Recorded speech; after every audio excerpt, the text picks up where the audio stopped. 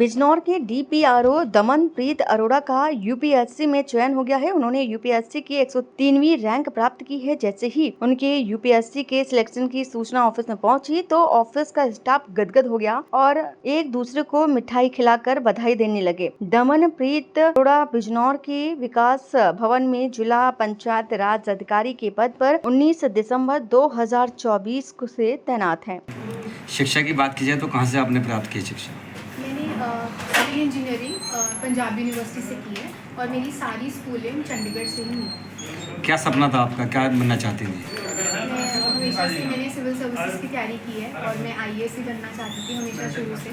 और 2020 में मेरा पीसीएससी सिलेक्शन हुआ था। इसके अलावा मैंने हरियाणा सिविल सर्विसेज में भी अटेंड किया था, वहाँ पर मेरा सिलेक्शन हुआ था। बट रैंक इस बार आई है मुझे यूपीएससी में। इस बार सपना आपका साकार हो रहा है तो किसको आप श्रेय देना चाहती हैं परिवार में? Without any doubt, my parents and my brother.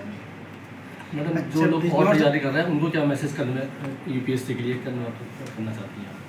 ये एग्ज़ाम बहुत टफ़ है और टफ़ के साथ साथ बहुत अनसर्टेन भी है। यू नेवर नो कि कभी भी कुछ भी हो सकता है। कभी कभी एग्ज़ाम्स अच्छे होते हैं पर रिज़ल्ट उतना पॉजिटिव नहीं आता है। तो I think hope is what is likely. तो हमेशा होप रखनी चाहिए और कभी हार नहीं माननी चाहिए। तैयारी का शेड्यूल किस तरह से? तैयारी का शेड्यूल यही था कि मैं मोस्टली दिन में पढ़ती थी, तो सुबह ज़्यादा जल्दी मैं नहीं उठ पाती थी। तो जो दिन के आवर्स थे, डेली जो डे के आवर्स होते हैं, उसी को मैं अच्छी तरह यूटिलाइज़ करके उसी में ही पढ़ती हूँ। डीपीआरओ के पद पर रहने के बावजूद आपने यूपीएससी क्रैक की है तो कहीं ना कहीं परेशानी तो आई होगी कुछ ना कुछ। क्या परेशानी सामने देखने को मिली है?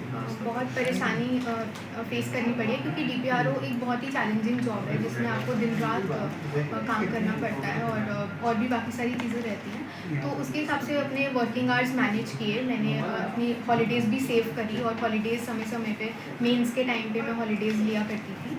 तो डिपार्टमेंट ने मेरा बहुत ज़्यादा सहयोग किया है, स्पेशली एसीएस सर और हमारे डायरेक्टर सर और डिप्टी डायरेक्टर सर। इन्होंने हमेशा से बहुत सपोर्ट किया है, कभी भी छुट्टी लेनी हो एंड वैसे भी गाइडेंस के तौर पे भी बहुत हेल्प करी है।